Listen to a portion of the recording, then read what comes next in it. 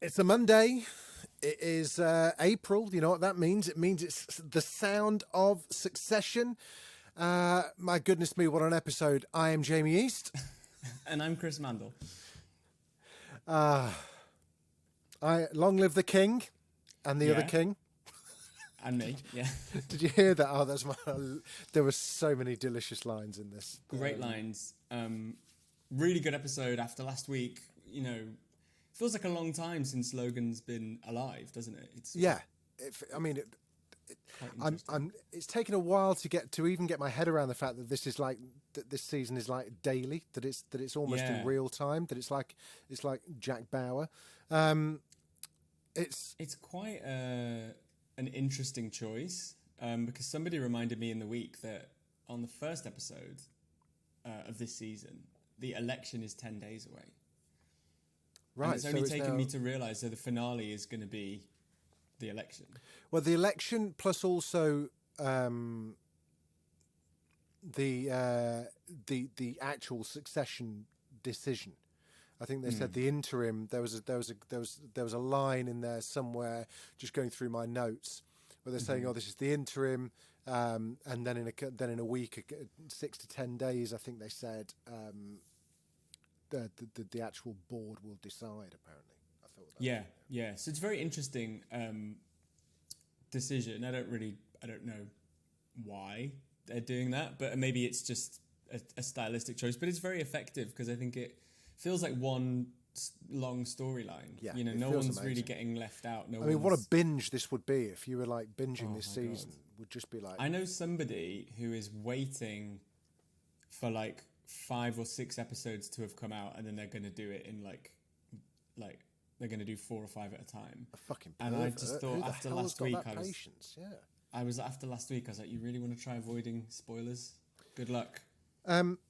One thing, I don't know if you remember when we were recording, I think recording last week's, we had an email in, Yeah. and I didn't have chance to read this email out. And to Tracy Goodwin Bristow, I'm so sorry I didn't get a chance to read this email out, because you sent an email with a question to us, and holy shit, you were bang on. Let me read this out. This was dated the 10th of April, so this was 10 to Full 9, 7 days ago. just before, just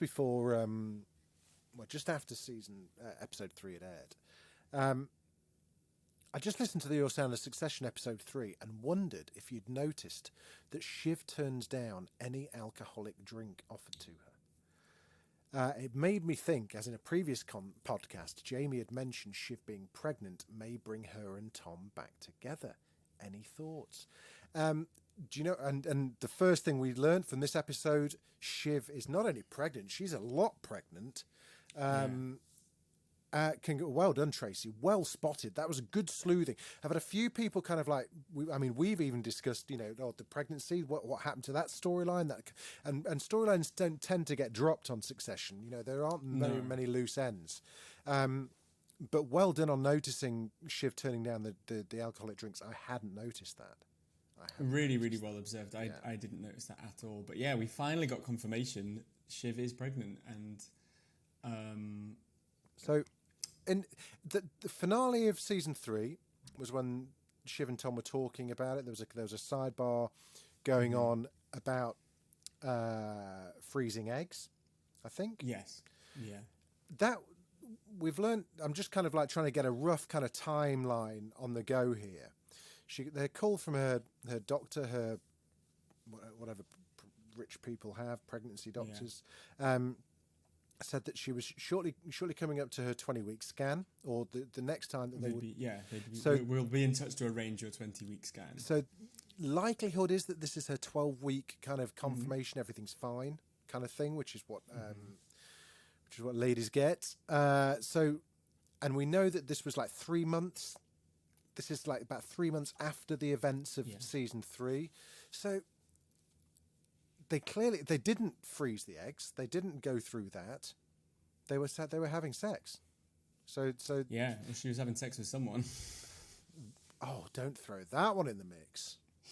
No, I think it is Tom's. I think they had It's too delicious a storyline for it not to be Tom's. Yes, but it's also with the day per episode rollout. It's never going to go where you would imagine it would. If this was a show that ran for 7 seasons, for example, this would be like and unless obviously that dude that she was sleeping with before, who was on the presidential campaign team, is still in the mix somehow. Well, I'm sure that guy. I think he's.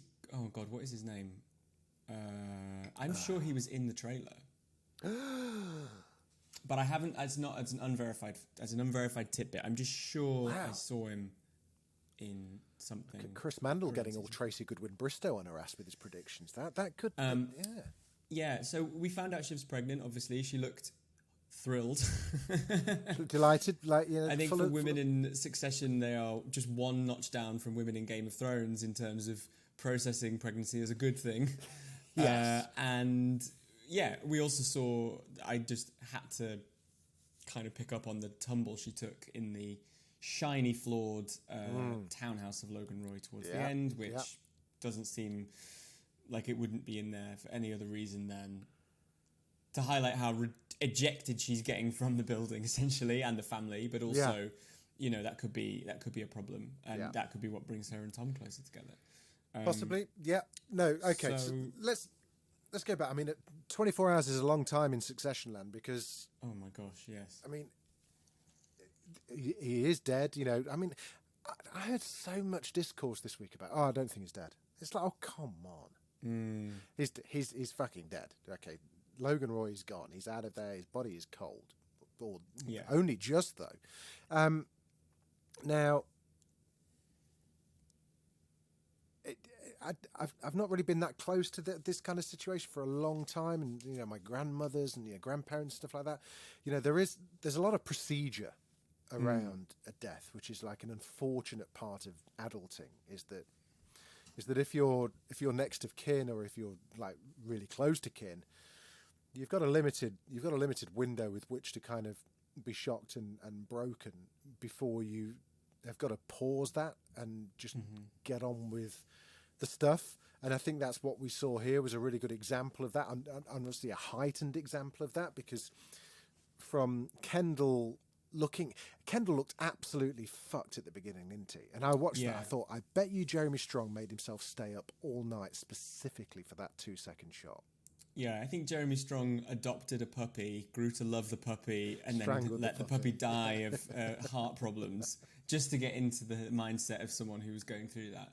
Yeah, we got this beautiful establishing montage of the 3 siblings going about their day. That's where we find out that Shiv is pregnant. We see Roman and Ken brushing their teeth, getting ready. But Ken is in his sad boy era. And I think what the episode was so good at highlighting was that for them, they have to process the loss of their father and their boss. Yeah. And the board and, Jerry, Frank, whomever, they're just dealing with a business problem, there's very little, got it on little affection, very little emotion from anyone except the 3 kids. With maybe the and so it's of interesting Stewie. because they might be feeling close to their father, and they might be feeling like he did love them, but that is actually dragging them down from being able to see what they need to do as the benefactors, as the board members, or whatever. So, great to see Marsha back. Oh. Where's she been? I mean, she's been shopping in Milan, but clearly not forever, as Kerry. How the mighty have fallen. We'll get on to Kerry later. We will get on to Kerry later. I will say nothing more about that. Little surprise for the. But Marsha, like, people wrote her out. It was like she's estranged, and she said in the episode we found out they've been having daily calls. So this was fucking great. I mean, I took that to be bullshit. Just absolute, oh my God, yes. Just solid gold, grade A bollocks. Yeah. She's got Intimate no more skin in the game night. than Greg, except on paper. This is the thing that's so great, is that she's got dried ink on a lot of stuff. And this whole episode was like, look, we're all so headless that we're going to take an underlined name on a piece of paper. Is it an underline? Is it a cross out? We will debate it until the end of time, because that's all we've got to go on. Yeah. And Marsha has a ring. She's got a ring on it. She's got like certificates. She owns the townhouse now. The law is on her side. Yeah. And she's like, who are you going to believe in a contesting of any of this? Me or the hysterical woman whose bag is just split open and is full of pills? Like, yeah.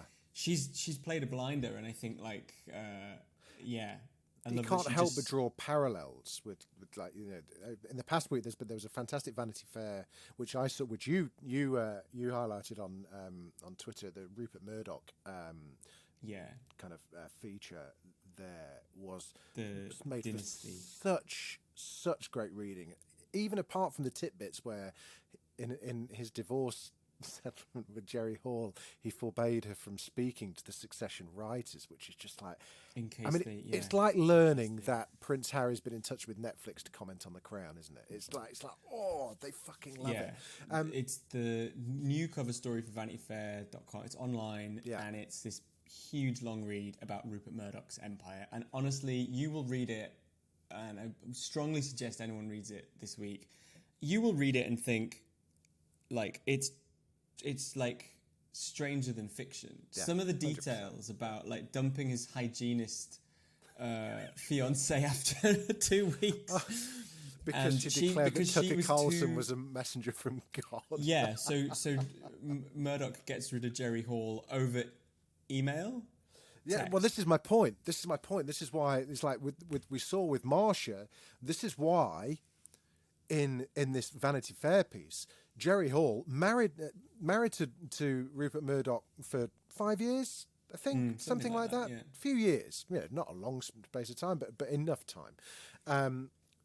Divorced by email, paper trail straight away. My New York lawyer will be in touch with your people within the week. Mm-hmm. So it's done. It's done. It's cut. It's gone. It's over. But to avoid a Marcia situation. Yeah. Whereby they're separated, she's just fucked off, or she's out of the picture. I'm just going to screw Kerry for a bit. Oh God, I'm dead. Now Marcia is flogging the house to Kendall. And you have to assume that he divorced her because he was like, the end is nigh. I don't want you inheriting everything. Exactly. Right? Which is why also like the hygienist, which is just like, honestly, I've made a dreadful mistake. The hygienist story is great though, because it was Jerry wasn't concerned. Jerry Hall wasn't concerned because Murdoch was going to meet her for a routine polish like twice a month. Exactly. In the it's wonderful. He'll have false teeth though at that age. You don't need a hygienist if you've got. Just send them off. Got false teeth. There must be like they must come in like a DPD kind of like parcel bag. You can just like. You don't get them. You just shove those dentures in the dishwasher like everyone else. Put them on a high heat and they're good as new. Oh, have I told you the Richard Desmond story?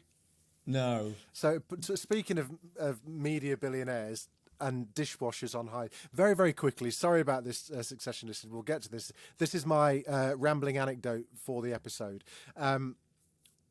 Legend has it, right? Heavily inverted commas, don't sue me, Richard Desmond. Legend has it, when Richard Desmond bought Channel 5 back in the day, when he's the proprietor of the Express and all of those kind of papers, and also he owned Television X, and several adult TV channels. The day after they merged it all together, so Channel 5 all of a sudden became part of the same family as like Television X and Babe Station, all these kind of like. Legend has it, right, that on the morning of the first time they're all together, the staff turned up for the Channel 5 news kind of like morning, which starts at like 3 a.m, 4 a.m. Get there, the runner goes to the dishwasher to get some coffee mugs out, opens it, and it's just full of dildos flapping in the steam that the models had put on a hot wash after the shift. Anyway, I don't know if that's it's like one of my favourite media stories. I like to think it's true. Please confirm or deny, Richard Desmond. And there's someone's good mug in and amongst all the dildos, world's greatest dad. Yeah. Love that. But yeah, this is the thing about Succession that's so great, is that there's all this ludicrousness, and it's quite high camp sometimes, just how silly all of this is. And then you see a story like the Murdoch story, and you're like, it's even sillier in real life. Yeah, So hats 100%. off because anyway, so Marsh is yeah, back. the whole We were very thing close. mainly takes We spoke intimately. intimately. Okay. Yeah. She played a blinder. We'd love that for her. Yeah. And she's still got a board seat. I think her son has one as well. That was a big thing in season one. That that's right, she hasn't. yeah, I don't even know if he's been in it that much. But anyway, and we spend most of the episode. It's like a wake and an open house, but also a business meeting. And he's not seen, but we hear that Jared Mencken, the neo-Nazi political candidate, also Is in comes. the house. Yeah. There's So a it's doggy in the house. Yeah. such a conflation of everyone's interests. Now, there is one detail in this episode, early-ish on, that I want to flag before I forget. Okay. Because I think it speaks to something I mentioned last week. Oh, okay. Cousin Greg Yes. mentions his grandfather, who's going to be flying over for the vote. Yes. So that guy's always kicking off, always. I thought, you see, I got it wrong. I take that, but I apologise. I thought he'd got rid and I thought he'd sold out. He sold his fortune.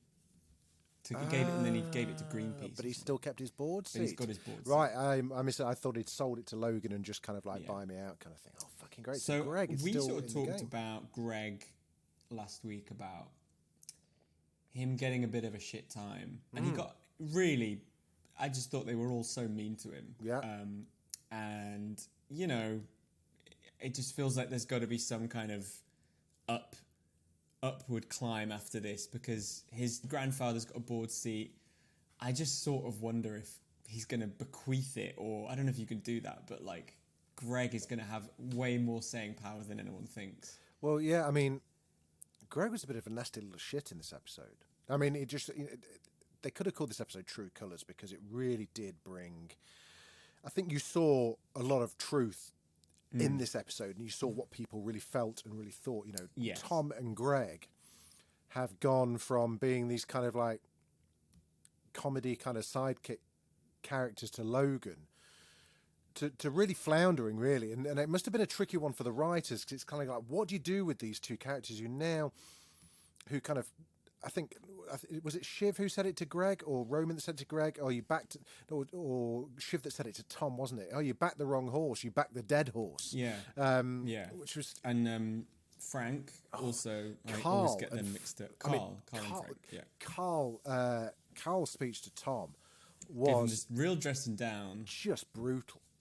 under Just the guise brutal. of this is what someone might say, and it's Someone like say, you are... your only link here is that the dead boss is you're the ex-husband of the dead boss's daughter. Or something. Yeah, absolutely. Yeah. Here's my thing though about Tom, because he actually the Greek chorus, as I kind of call the Jerry, Carl, Frank, Tom, Who all they had their convene moment in- to shine this week. they all go in this side room to figure out what they're going to do. And Tom genuinely throws his hat in the ring as being like CEO, COO, whatever. Yeah.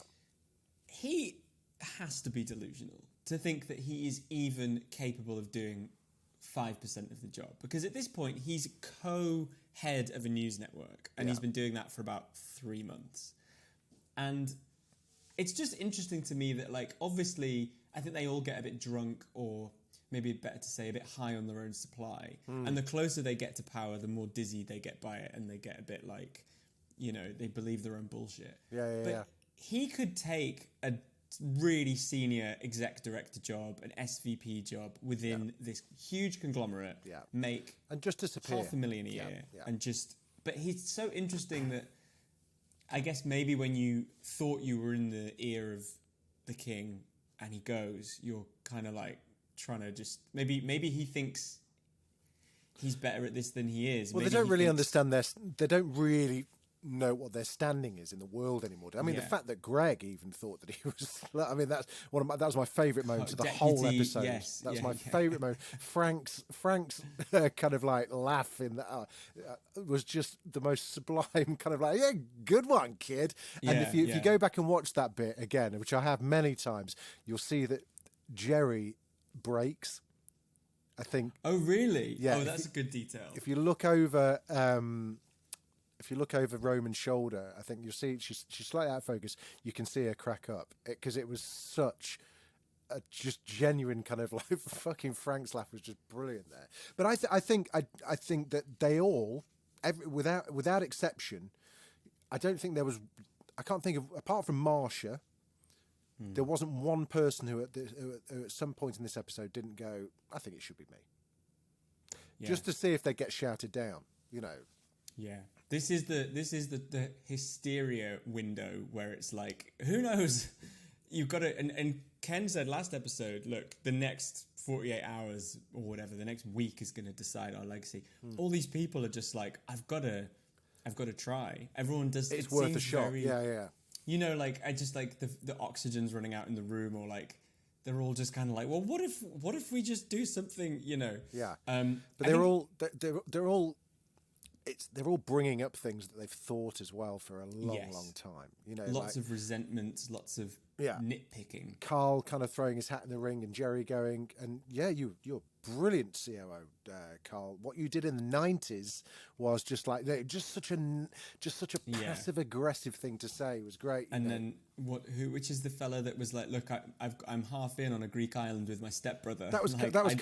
That was Carl. It was kind of like half in on a Greek island. I need this deal to with my brother-in-law. That was talking about. Yeah. The level that this is at. We're in buy an island territory. Yeah. I just want to do a food shop at Waitrose once in a while. I felt for Hugo. Hugo's fucked. You know, he's just... Hugo's thing. This is fascinating. So yeah, let's go through that. So as Kendall walked into the building, you overheard Hugo on the phone.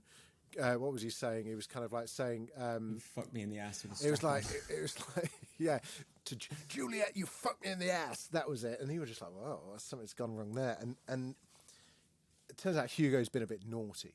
So at some point in episode 3, Hugo spoke to his sister, was it? Estranged.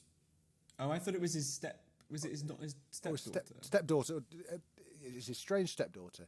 He'd obviously texted someone saying, "Sell your fucking shares now," whilst CPR was still going on.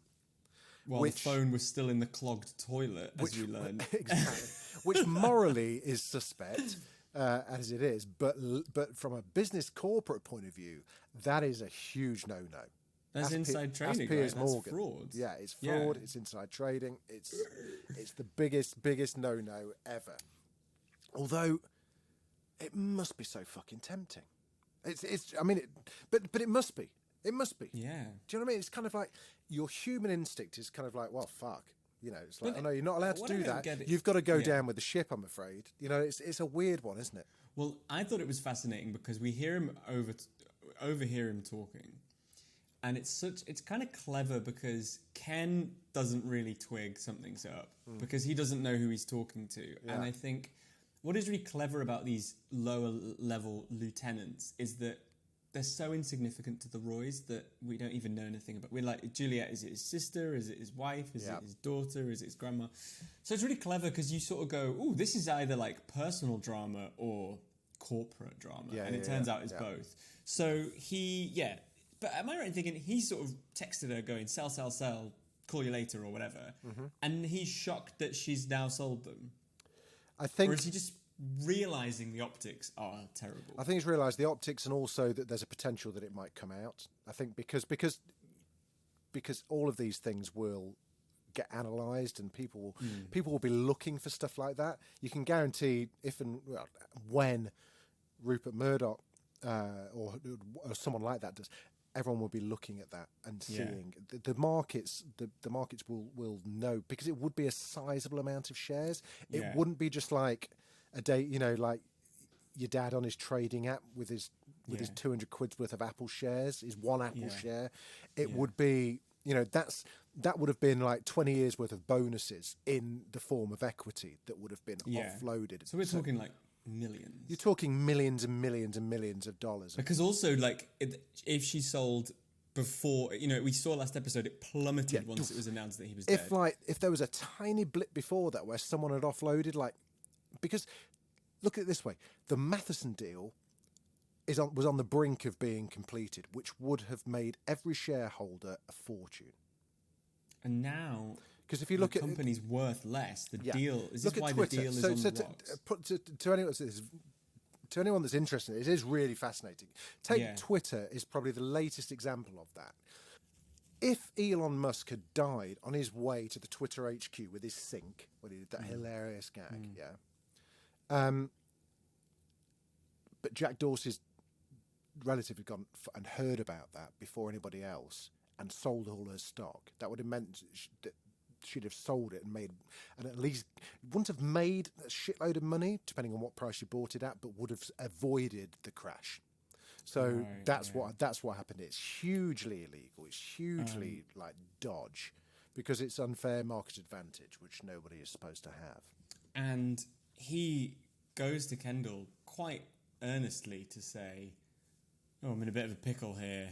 Like, help me out." And Ken kind of just doesn't really. He goes, "All right," and Ken is, I thought, quite good in that scene where he's like not really in the business of giving anyone a shovel to get out of a fucking grave. No, also doesn't know how much Hugo knows about his own problems. So he's in a problem as well. So but by the end of the episode, which we'll kind of get to in more detail, Ken uses that fact that he's indebted to him to go, I want you to do this dirty work off the record, off the books. Yeah. And that's like a really exciting moment, which we'll get to. So we talk. Marsha kind of, I think, really won the episode, right? In terms of, great hands. She's made 63 mil selling the townhouse to Connor, which was just incredible. No sort of like, oh, so many memories. No, like, this is a really important. Yeah, she checked out months ago. Pat on the hand. Like, The other thing is, it's just like, just cash that check and go. And I love that because, Connor doesn't need a house that size, but he's so focused on the optics of having his father's estate. Exactly. And also for his kids to not have it. So I love that. Marsha's on her way out. Who else had a good episode? Ken, obviously, is now the successor, the interim I got to say, Kerry's brief scene was fucking great. Mm-hmm. We've seen two scenes with Kerry, like one last episode and one this episode, both wildly different portrayals of grief. I thought it was great. The fact that there's no doubt now that they were fucking, because I've always been a bit kind of like, oh, it's a little bit ambiguous. Me too. She wanted to get into the bedroom to get her pills, which was just like. So they were talking about getting married. So was that what she was whispering to Roman? Yeah, I had subtitles on. What did she say? I didn't have the. So they were talking about getting married. We were talking about marriage. Blimey. We were talking about marriage. I just left some things upstairs. I felt he quite left me sad some for things. Yeah, I did as well, because she is in a very similar position to Tom. Like, when you're not useful and you're not blood, everyone else turns on you. It's sort of like antibodies around a virus, isn't it? They just sort of turn 100%. On you and eat you up.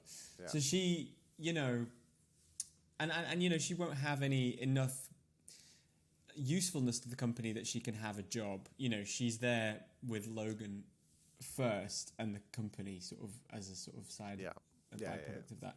So really hard for her. I don't know what she'll do. I also got the impression that she's probably very well looked after, but I don't think she has a lot, which is probably why she wants the jewellery, just to hawk. Yeah, well, Marsha just saying, you go back to your little apartment. Well, I thought the thing that was such a burn was they're getting her a taxi to the subway so that she can get the train to her little apartment, which is like... just go another 5 minutes down the road, but it's so petty.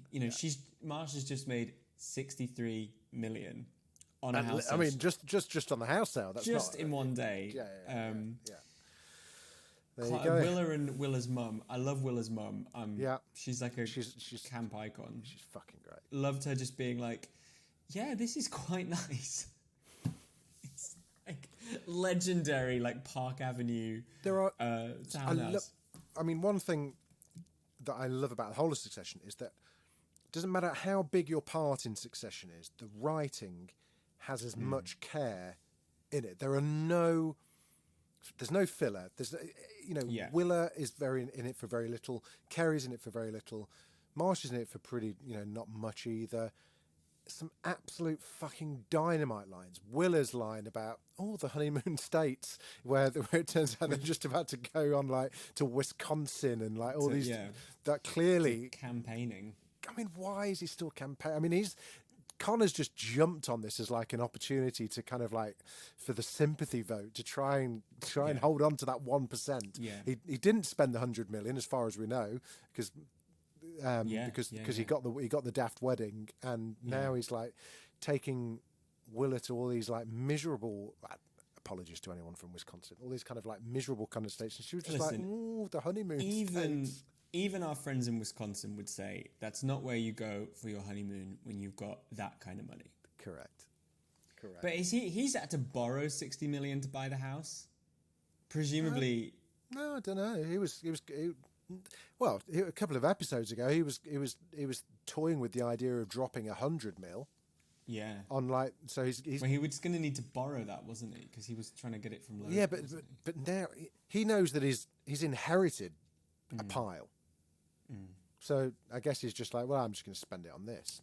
The episode is also called Honeymoon States. Oh yes, I checked because I think I got an episode title wrong a couple of weeks ago. So it's not for me to say. No, just leave it to the viewers. Leave it. But I just love that even Willa's going into the main like parlor, which is probably the size of like, my entire building that I live in, and she goes, "Yeah, I just want to like open this up a bit. Just want to make it a bit bigger." Already kind of like knocking. And it's so clever because obviously for Justine Lupe, who plays her, it's like Willa doesn't care what's in the safe. Willa doesn't care that Shiv's pregnant. Willa's just like thinking about Willa. She's got having a lovely time. Yeah. Just what's my universe? What's my immediate objective? And it's I don't like this terrazzo tiling, which is probably like 500 years old. It's probably like been shipped over from ancient Rome. Willa would so have one of those like a custom neon sign. Absolutely, like Tracy Emin, but it would say wine o'clock. Yeah, or it would say like, do you even gin, bro? Do you even gin? I love that. Was it Marcia said to her? She was like, "Look how far you've come," and Willa just turned around and went, "For both of us." Yeah, I know. The women who marry into the Roys. But it's just, Marcia wouldn't go to that wedding. Wouldn't really, be there in the family in any way. But she will be there for the sort of big meeting. Yeah.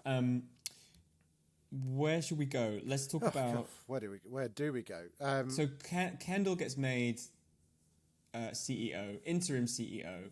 Yeah. Logan's written it on a piece of paper. And so the paper. So, okay, was it crossed out or underlined? Well, do you see the screen? He's looking at it on his phone. On his phone on the bog, yeah. Kendall is underlined, and the line begins to cross out Logan and Roy, because obviously Kendall's middle name is Logan, which I didn't know until this episode. But yeah, I think it was underlined. Okay, interesting. Do you think? I listened to the official podcast, and they thought, and Lucy Preble thought it was crossed out. Who wrote it? But there's no definitive answer, because I think the podcast host said that they thought it was underlined as well. But it doesn't matter. It genuinely doesn't matter, because I'll tell you something, Chris Mandel. It sure as fucking shit didn't say Shiv, which was the absolute line of the episode. It was fucking brilliant. The interesting thing is that Logan didn't really clarify a lot. There's no date on it. No date, and he's not stupid. And part of me thinks you can read it as he really was in terminal decline if he A, can't draw a straight line, or B, doesn't have the sense to sort of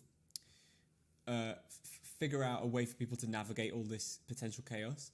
He's not as sharp as he was if he's just, The other thing is I think it's just a permanent thing to hang over Ken's head. Did he want me underlined? Am I special? Or did he want me snuffed out? And he'll never know. Yeah. It's a brilliant piece of plotting. Very Absolutely good. fantastic. Greg was mentioned in there as well. Now, Yeah. I don't really understand why. So, Greg was mentioned there. A few things. We didn't really get much detail. We know that Colin got a watch. And he's got genes. And it's got genes, doesn't know what to do with his hands, and a kid. Colin has And a kid. I think we knew he had a kid because didn't he bring that up in the diner? Yeah, Kendall didn't know, though. Yes, But that's he right, was yeah. he was the bit that I forgot to mention in episode 3. One of the saddest moments was Colin stood by the car at the airport with no one to get into his car, and he one just to looked. protect He from looked getting shot. absolutely fucking broken. It was one Just of a my great heart. example of how much you can do without dialogue, because Yeah. we all knew that man's world had sort of ended. Yeah. But as Roman said in this episode, he looks like a dog without an owner. He did. But I thought it looked a bit like, you know, when you see like your teacher in like Tesco's. Yeah. You're like, why are you wearing jeans? Yeah, exactly. Who told you about jeans? With a they were like they had a hem on them. There was a crease. Yeah, they had been ironed. Yeah. So Colin got a watch. We didn't really hear bits and pieces about other, but what we heard about Greg was that. Hold on a second. I wrote it down. Oh, fucking hell. Hold on a sec. Sorry. That's it. It said Greg is on the sheet in addendum as a miscellaneous matter in pencil with a question mark. That was how Frank just like outlined it. It's like you're on a piece of paper, but there couldn't be. There's just like Greg question mark, which Greg took brilliantly to assume that meant he was Kendall's number Going to be two. or like the deputy. Now, I'm going to just repeat what I said earlier in this episode. That is a way to punch down at Greg, which we love. Yeah. Also says to me, Logan's worried about him, which I think inherits something when his granddad dies. There's got to be something. There's a reason Logan lets Greg come in and out of this townhouse and generally stick his beak in. Yeah. It has to be Yeah. Logan smart enough to keep him sweet. Well, there has to be a reason for Greg. Yeah. You know because otherwise, you know, comedy. As we mentioned, they had a bit of a weird episode, or what to do. The Greg question was something we discussed last episode, and it was like, without there being some conclusion to Greg's involvement in the family, it makes no sense whatsoever, because Logan is so obtuse to people far closer to him, both biologically and emotionally. It makes no sense. He would just not even entertain the notion of Greg. I'm calling it. Ewan is going to die this season. Right, and it's going to flip the board. Greg is going to inherit something. Greg is going to just... There's something about this that is... Yeah, you can read it as just being purely funny, but there's a history on this show of inconsequential things biting people in the arse, because the cruise ship scandal was a punchline for a while. Yeah. It was like, oh yeah, like people get like molested on the cruise ships, and then it became the thing that could sink the entire company. Yeah. So I'm just keeping an eye on that. Okay. So I don't know if I don't know much about, but I don't think you can't inherit a board seat. Well, it might not be the board seat, but I just... So what I'm saying is, but maybe he didn't give away his fortune after all. Maybe Greg all of a sudden has his own pile, and in which case, you know, becomes really important to Kendall, Roman, and Shiv, especially with Pierce and blah blah blah blah blah. I don't know, but I think you're absolutely right. There must be more. There must, to quote Alan Partridge badly, there's got to be more to Greg than this. Well, it reminds me of Tom last season. It was all like, oh, he's going to get arrested and he's going to become like a prison wife, and he read everyone. Prison wine. Yeah, I remember it. Yeah. Well, I said prison wife. Oh, in that he was going to be like someone's bitch, but you're right. He was also talking about toilet wine, I think. But that came out, and it was like, oh no, he's been ahead of everyone. He's been gathering like his resources, and he knows which side is going to win, and it's not going to be the kids. So I think Greg is doing something. I just don't think they'd have him around. He certainly had a bit of a mean streak. You know, he was the one that he was trying to get on. He was basically kiss-arsing everyone. It was him that was like hollering at Kerry. It was like, oh my God, that's so distasteful. And then it was him in the background. He did, didn't he? Yeah, it's like, oh my God, this is just it was just like really kind of like kicking He's her while like- she was down. Yeah, he's like a bit of a town gossip, isn't he? Like Yeah. he's one of the old birds on Corrie, just sort And of then- like and then there's a stirring bit of the a- pot. And then there was some ADR when Connor and Kendall walked out. And he was like, "Long live the king and Oh the my god, other king." I loved that. Yeah, When so let's talk about the kids. So they at one point like can't really decide how they go forward. Kendall kind of wants to be CEO by himself. Shiv Yeah. wants them all to do it. Roman eventually concedes and says that Kendall and Roman should do it together because Roman's the one that Matheson likes. yeah, And Roman was the one that, and it came out in this episode, last spoke to their dad 48 hours ago when he asked him in the karaoke, after the karaoke meeting, he said, come Yeah, on yeah. board.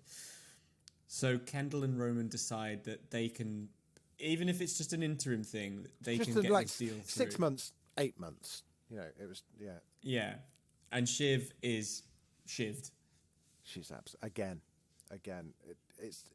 It's pretty brutal to females, isn't it? This family. I think. They are right, though, that she doesn't have any business experience. You know, she's been a political advisor. Yeah, no, exactly. And I think Kendall, stop jonesing. You've got a hard on over a piece of paper was absolutely bang on. He was so blindsided by it, but immediately completely flattered. Like that was everything in his mind had been wiped out. He was like, "Oh my god, we're back to season 1, episode 1 here, where I'm going to be." Yeah, He was like, "Right." Everything had just circled back to that, and he was just focused on that. I think as soon as Shiv said it should be all three of them, he knew that it wasn't going to be just him because he couldn't. Because there was no way that both of them would allow that, but also he knew that Shiv. He's right. Yeah, Shiv would just. It just looked. It looked messy. He said that it needs to be clean. What was it? What did he say? The same old message, but with new vibey, with a vibey new banner. Vibey new banner. Vibey new banner, yeah, love that. And it's true though. You can't. Three of you can't steer the car. Like, it's No. just not going to work. And but the second he mentioned to it was unsaid about Roman coming on board. It was just like Roman kind of like got the visual cue. There was like a little moment. He was like, right, Shiv, you're fucked. And she was just fuming. She was fuming. and like humiliated, you know, which we've seen before. I think again, it's like the Tom question comes back to me, which is like, why do you want to do a job you can't do? It's honestly like me waking up one day and being like, I'm gonna go and work at Cadbury's. I'm gonna run Cadbury's. I like Cadbury's. Yeah. I like chocolate. Don't know how it works. I have loads of bold new ideas. And one of the things that sort of, I think, secured Ken and Roman was that they were like, it kind of needs to be the same, but with a vibey new banner. Like, it needs to be this is not stabilising. This is a transition period. We need to get this deal done. We need to get our coin. Yeah. This is not the time for us to go, what if we just pivot to like TikTok or whatever? Yeah. But it's just so interesting that they only want it because they think if they don't all run the company, it's like all or nothing, because either their dad loves all of them equally or he loves none of them. Yeah. I think it sort of preys on their insecurities that it's like, wait, that means Ken and Roman are better than Shiv. Yeah. Well, it looks like special pleadings is how they put it. And we also had, I mean, we still haven't seen him yet, but Matheson was mentioned in a call with his like associate. Yeah, so this was really interesting. I think really gives a sense of where they're heading with the whole business thing. Matheson knows that they are absolutely fucked, like completely fucked now. The fact that they didn't return the call to him. Excuse me. They didn't return the call to him because they were still kind of like, we don't know what to say. They then called him back, and he was kind of like, too late. You've had your fucking moment. I called you. Oscar was on the line, even though Matheson was just sat next to him. And you could hear him. And you could just hear them talking to each other in Danish or whatever it is, whatever language they speak. And obviously, like, in that brilliant way that Succession people do when they talk business, everything's fine. Everyone's best mates. Everyone's kind of like, nothing's vindictive. Everything's just for the deal. Everything's going ahead. Everything's fine. But you can come over here to Amsterdam or to Italy and over the next 24 hours and sort this out. And they're kind of like, what? You know, our dad just died, right? It's like, yeah, really sorry about that. That's really bad. What's the way the line is amazing? He goes, yeah, we really feel for you. Bad one. Bad one. Yeah, and like Roman's like, bad one. Yeah, bad one. So they're going to go, and I think they're going to get fucked, basically. Yeah, he's going to turn around to them and say, look at that share price. I ain't buying it for that much money. Or so I think my theory is that they think they have to commit to the deal, and they do a shit deal, and they don't really make that much money. Yeah, I agree. Which kind of continues my theory that like they're going to drive the company into the ground. Okay, you still on that one? Yeah, I think they're just. Yeah. The Empire, it's I think he'll come back to them with an offer, like say, look, this is where you are. You're fucked, but this is what I want you to do. If you want this, then you've got to do this. Because him not buying the company for what he said he would means there's no way they can buy Pierce. There's no way they can split ATN out. So everything is off now, off the table. There's got to be a whole new deal structured. So it's going to be really interesting. But Matheson's still in. What Logan said to what Logan and Roman said to him back in Tuscany still stands. Is there's like he's got no content. He's got a great Snapchat filter. He may have invented Wordle, but he's not got the content. It's so interesting. The deal does need to happen for everyone, but also Matheson is such a manic presence because when you're that rich, he's not really as concerned about legacy in the way that an old dinosaur like Logan was. And well, it's like that's why they were scared of phoning him back because they didn't want to seem emotional because he'd have tweeted it. And he's new money, which is sort of like there's just a really interesting thing with these like crypto sort of startup bros where they're like they've made enough money that they're always going to be able to make more money because there's now. Compared to like 30 years ago, there is a business in how to make more money, like investing and like all the dog coin and stuff. It's just beyond everyone's comprehension of this like very old school model of wealth, which is like, it's got to be in things. It's got to stand for something. And so they're going to go over and have it out, I guess, which will probably come in the next 2 episodes if it's 48 hours time. But when's is the funeral going to be the last episode? Are they going to? Is one of them going to have to not go to the funeral because they've got to get a deal done, which would kind of like be quite interesting because it would be kind of like well, they've become their father. He was refusing to go to Connor's wedding.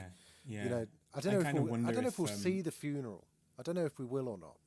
I almost feel like it would be really hard to make an episode about it. Because it would. I mean, they may well do it, but I feel like having an episode. I feel like this episode was that kind of wake discussion. Everyone sitting eating fish tacos.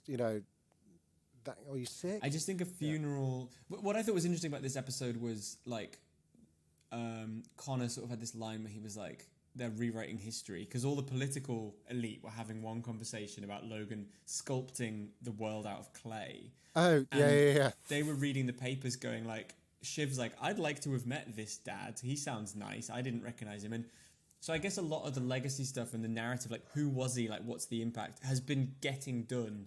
So I'm not sure how a funeral would work. It may well happen. Yeah. It's sort of maybe something they can't pass up, but it also feels quite hard to...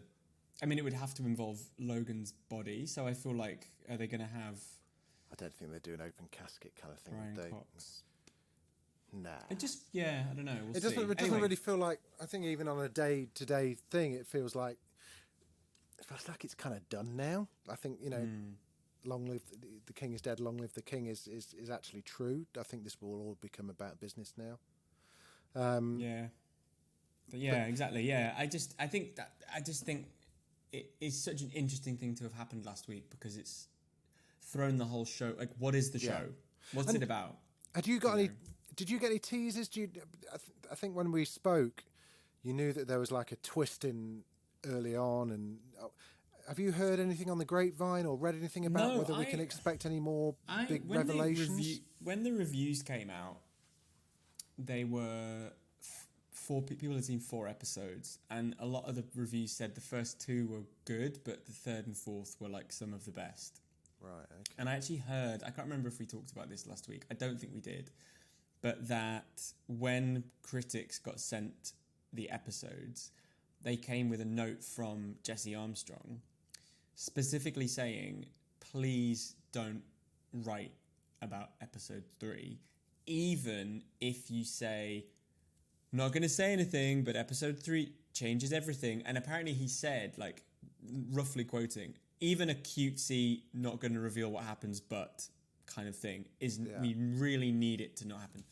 And we need it to not be in there. And I sort of think it's interesting because I think it's a bit high wire, but I think they have needed 3 and 4 to show people that got an early look at the season that it's not just the same plate spinning. Yeah. That, the first 2 episodes are great, but it's business as usual. So I don't really know. I just know that they do. Alan Menken, the far right candidate, is in. Matheson. I just don't really know what's to come at all. No, I don't either. I don't. And then Kendall and Roman then get almost. It felt like a bit of a.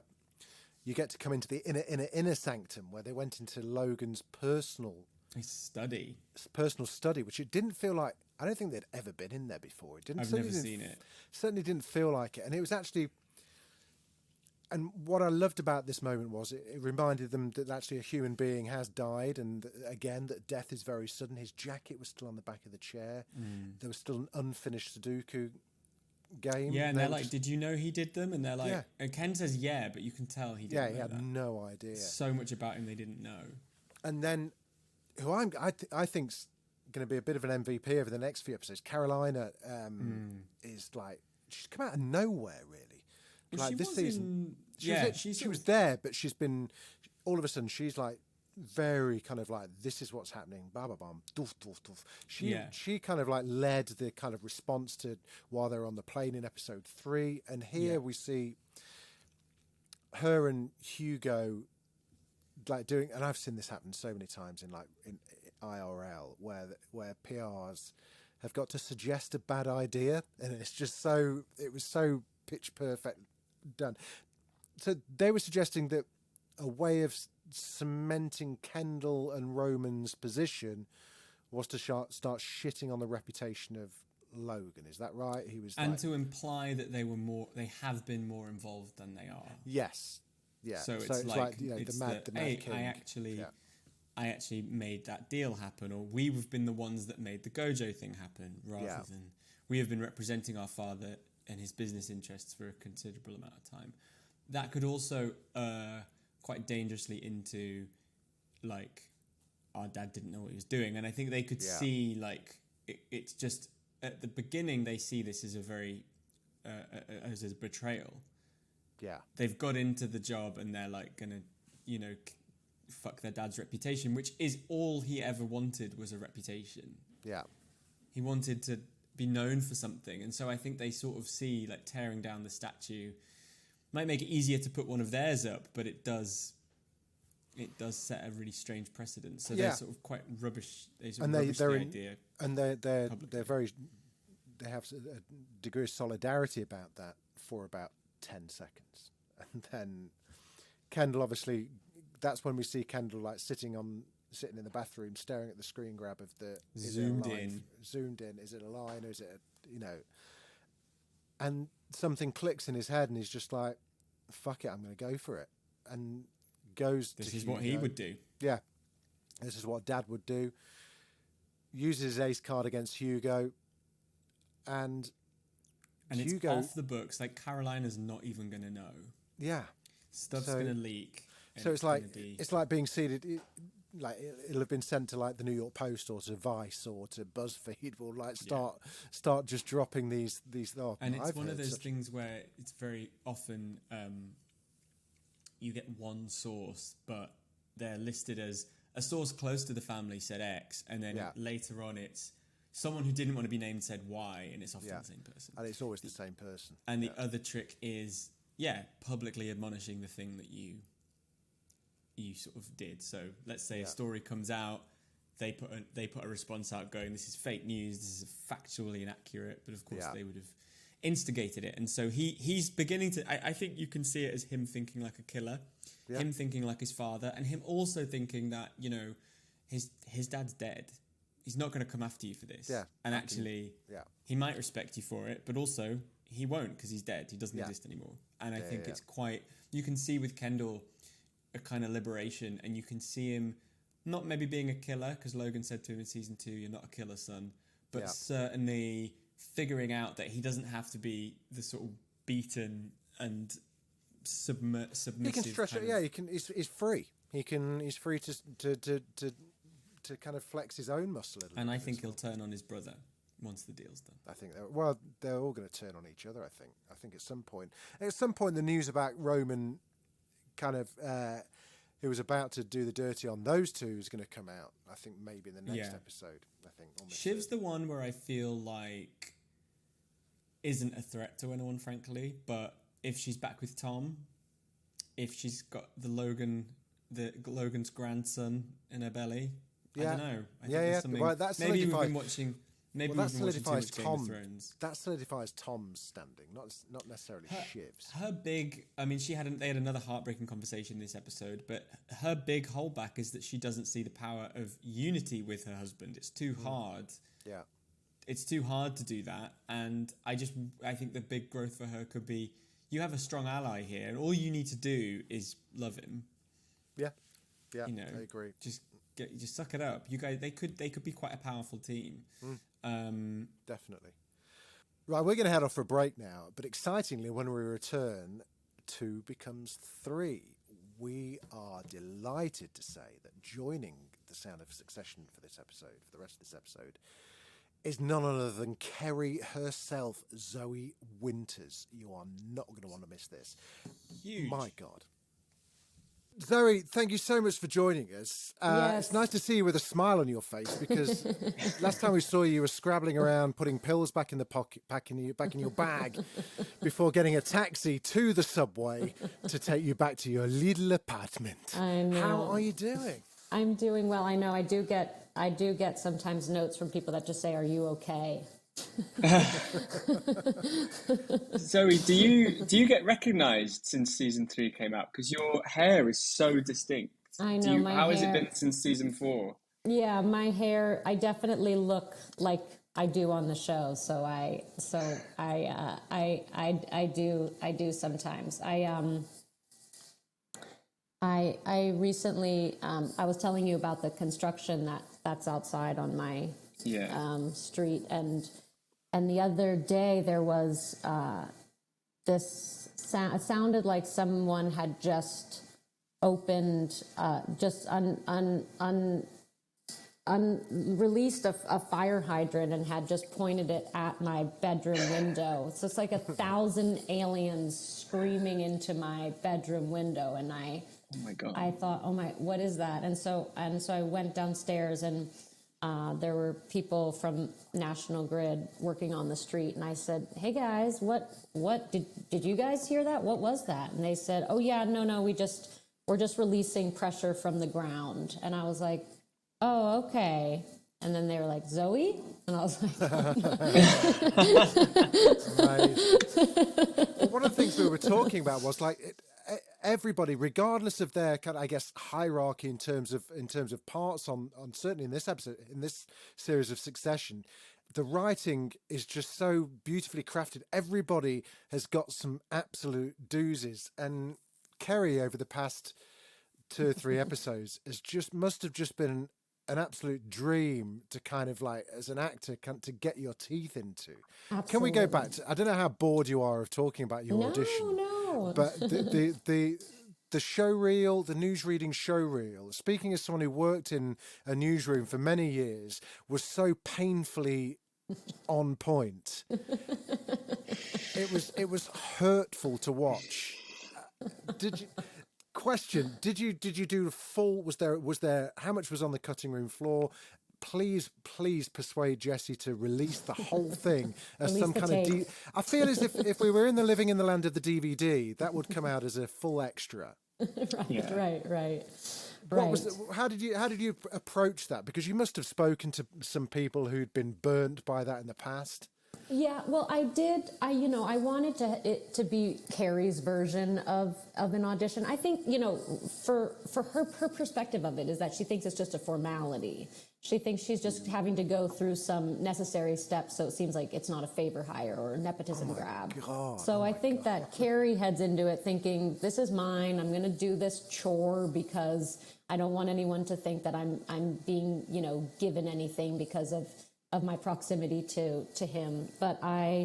So I think she heads into it thinking, yeah, I'll get this out of the way, but the job is mine. So, and I wanted her, I knew how much she was going to be humiliated and how much they were going to poke fun of her throughout. So I wanted her to really start on a high. So I wanted to go into episode 2 feeling like, you know, the deal's going to go through. We've carved out ATN. I've secured a spot as a news anchor. I'm going to have a voice in, you know, the international stage as this seminal election, you know, comes into play. And so I just wanted to kind of build her up as much as possible so that the tear down would be all the worse. But so I think she heads into it thinking that it was hers. And as far as the recording of it, yes, it was absolutely a full audition tape. There was one with just Kerry with a full script, and then there was actually Kerry on a panel with 2 other ATN hosts. You know, seeing how she played off of other people, which she, you know. Amazing. I'm going hot just thinking about it. So my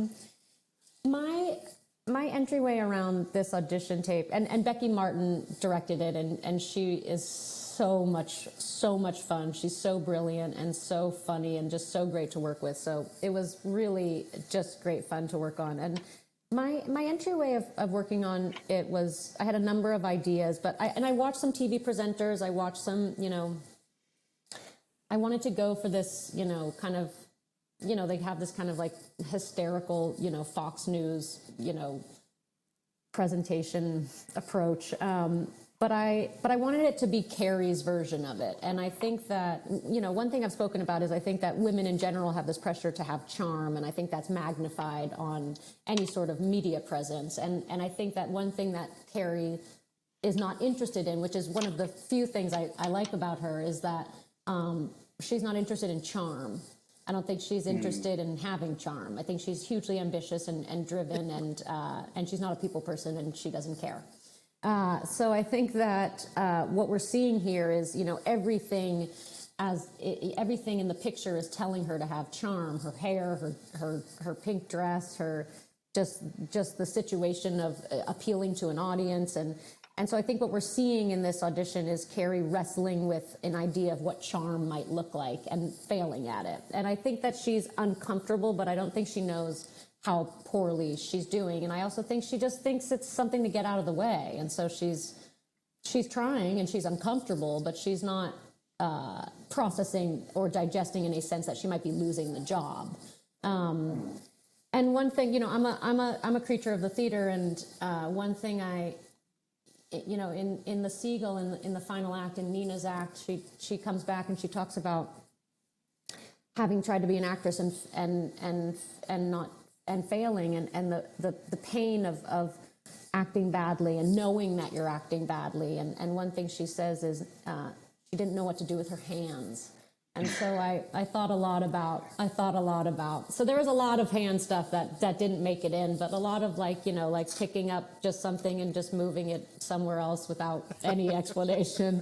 Just what you're like, just how your body betrays the intense anxiety you're having, even if within your language you seem like you're on point, and then your body is doing something to reveal the inner terror. There was a bit of foreshadowing there, because you laughed about death then as well, and then we saw like an absolute laugh about death. That's something that we played with too, this idea of not knowing what you're reading, and so you know, smiling and then having the sudden awareness of what you just said, and kind of trying to then immediately falsely go into a serious tone about, you know, that you've just smiled about some atrocious event. Zoe, could you tell us a bit?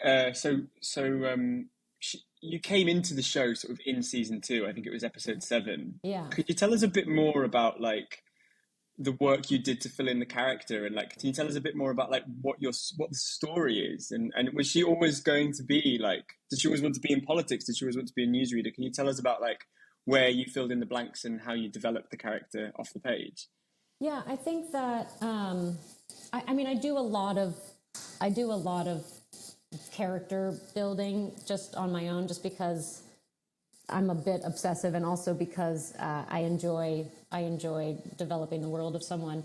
But when I auditioned for this for season 2, what struck me the most was that she was joining this company in the height of a sexual misconduct scandal, and that they were heading into these congressional hearings around the Waystar cruise scandals.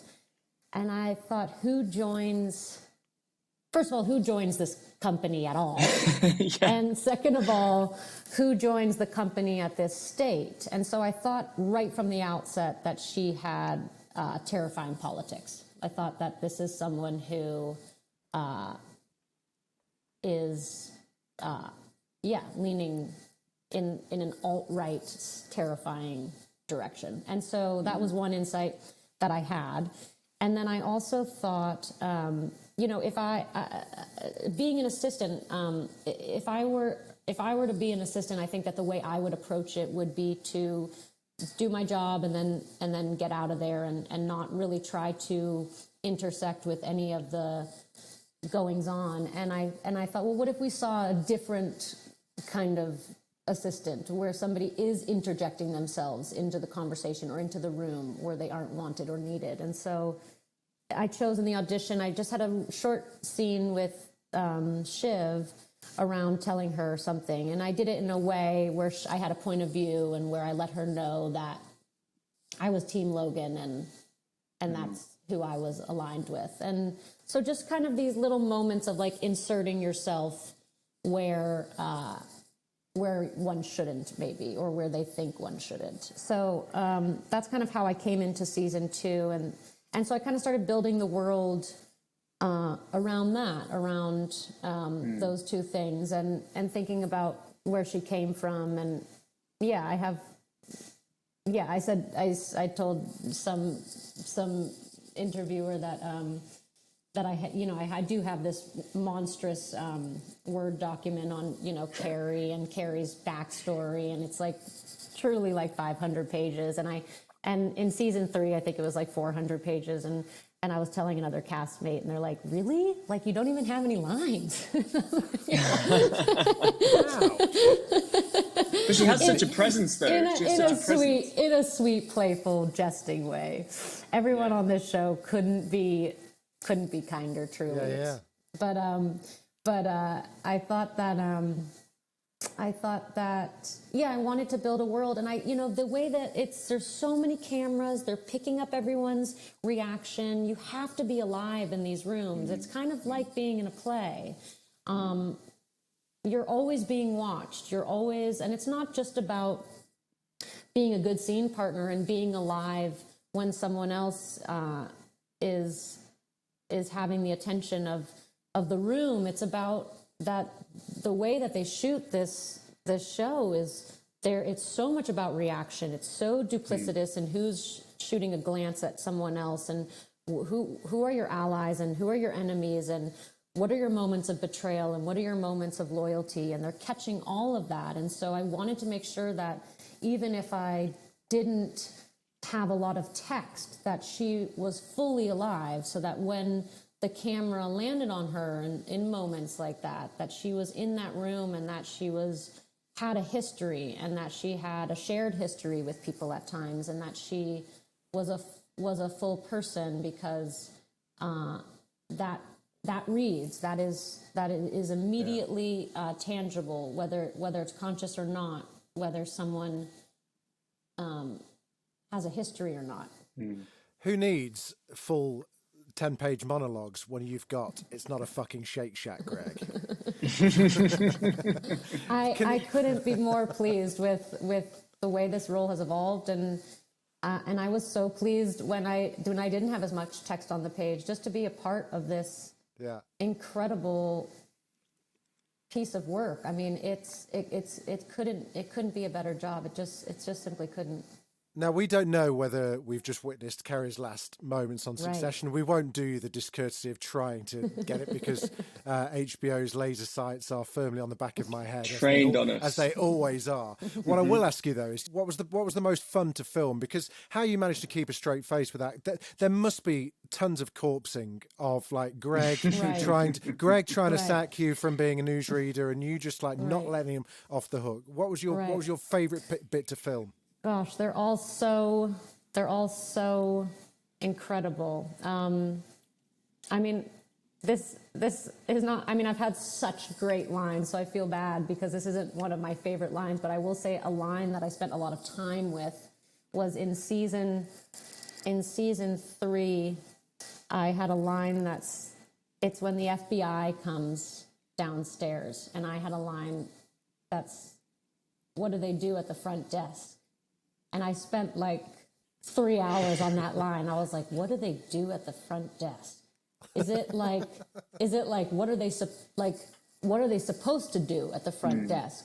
Or is it like the FBI has already broken in, so it's like, what do they do at the front desk? Like, what are they even doing down there?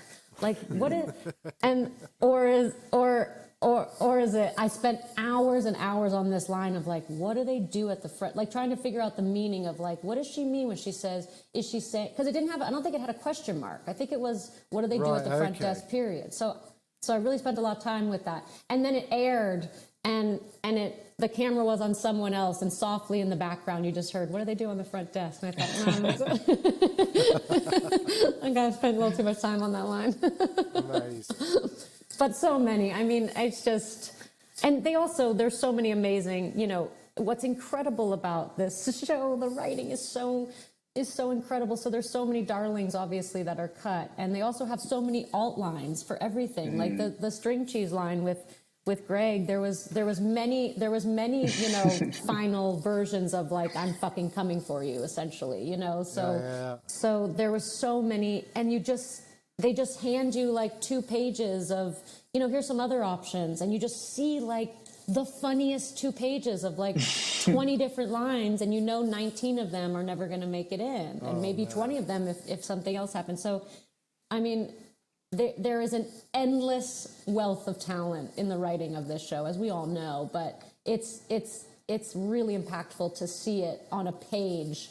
Here's all the other, brilliant things we came up with, and, try out one of your favorites. And so I mean, they're endless. They're endless. I mean, that string cheese line is great. I like in this last episode, I'm not going to remember it exactly, but Kerry comes in and she's talking to Marcia, and she says, it's written as, I want to go dash. I have some things upstairs of mine that I need. And I always thought, I want to go dash. I always thought she was going to say, I want to go to my room. But she knows she's staring at someone. She can't say that. So it's, I want to go dash.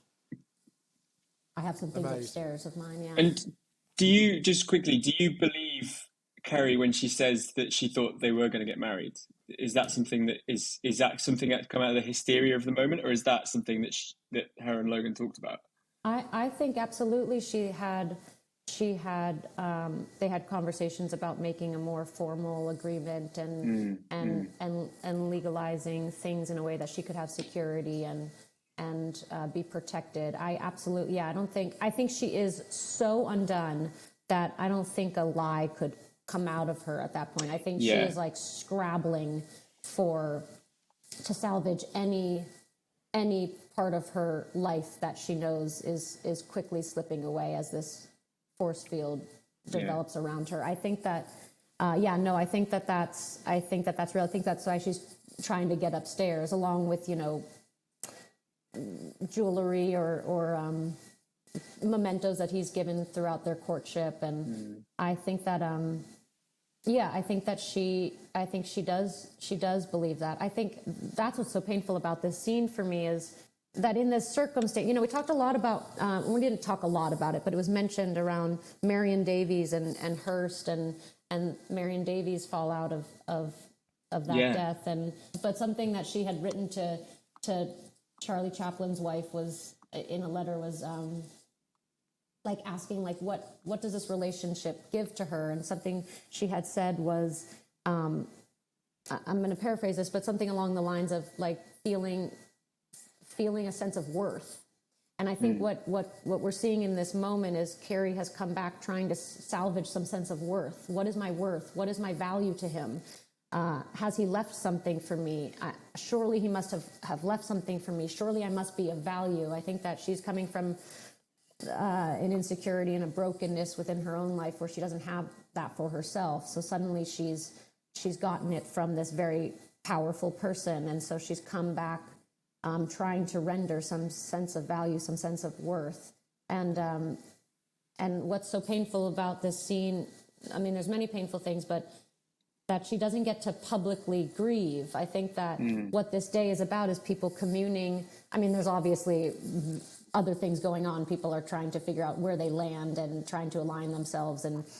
But the face of what this public gathering is about, I think, is about coming together to sit with the absence of a Titan that has just passed and commune around that. And she doesn't get to do that. She doesn't get to publicly grieve. Marcia shows up. She gets to be the face of grief. That's part of their arrangement.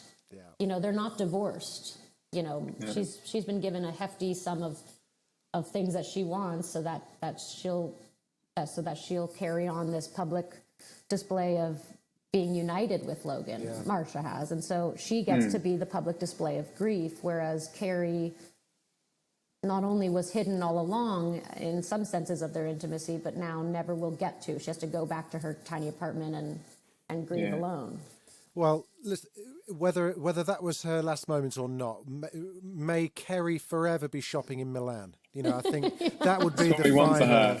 That would be the final kind of like, fuck you, Marcia. I get to shop in Milan forever. And I just want her to get a new tote bag because that one broke badly. Zoe, thank you so much for bringing so much pleasure into our lives. What a fantastic show. What a dream part. And thank you so much for coming on and saying we love Kerry really so appreciate much. it. I really appreciate it. I thank you so much for having me and for caring about, you know, her backstory and her language. I really appreciate it. It's such a, you know, it's so, it's not lost on me, the rarity of getting to land in a show of this caliber of talent. And with these people, everyone on this show is just couldn't be more fun and more spectacular to be with and to work with. And so I just love talking about it. One final thing just before you go. Yeah. Was Kendall's name underlined or crossed out? Yeah. That's up to you. We disagree. Oh, the two of you disagree. Yeah. Oh, I think underlined. Jamie thinks crossed out. Yeah. 100%. Oh wow. 100%. Oh wow. Zoe, you're so good. You didn't give anything away. Not giving anything away. Thank you, Zoe. Take care. Thank you. Thank you so much. Cheers. Bye. Well, that's it.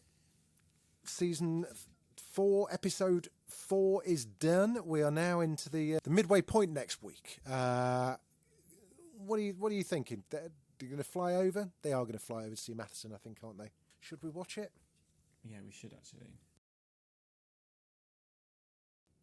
Okay, that looks amazing. Okay, so episode 5 that we've just watched the preview that's on YouTube. Do go and watch it. So yeah, let's go meet the Swede. Bleed the Swede. Pardon? Let's go and bleed the Swede. Is that what he said? Bleed the Swede. Great. Yeah, bleed him dry. Which I don't think is what happened. And the whole cast. So again, like everyone went. Even Greg's there. goes. Greg's there. Tom's there. Jerry's there. It's going to be full on boardroom shenanigans. And there's a kill list. So that was Greg that said Logan. that. What kill list? Was that Matheson's kill list, do we think? I think it must be who Logan wanted to get rid of, or who Matheson wants gone in order to, they were talking in the last episode about like Jerry would stay on, but they wouldn't need everybody, because Gojo will have a PR department, so Hugo and Carolina probably won't both be needed. So it's probably that. Okay. Interesting. So, also, it's great to see them all in their little like gilets and their heat trappers and their little mittens. And I love that. It reminded me of when they went to see Adrian Brody when they went for that walk was just great. They had their kind of like outdoorsy kit on, which was just like walking boots that have never seen mud before and all of that. Like designer walking boots. So he said there's complexity around the money. Either he's not got as much money as he said, or he's not willing to pay as much money. But he definitely won't want to pay as much because it's the company is just fucked. Yes, decimated. Fucked. Yeah. So I think they're going to realise that the only deal they can get is not going to give them enough money to buy Pierce. Yeah, I think Pierce is kind of like I think Pierce is now a complete.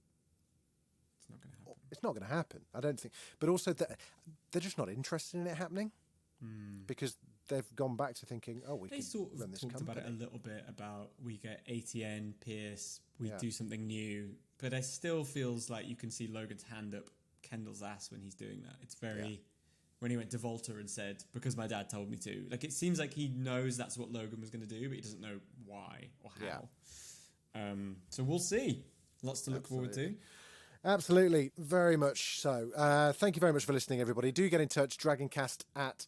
I'm all over the shop today. Do get in touch, dragoncast at daftdoris.com or dragoncast_pod on your old Twitters.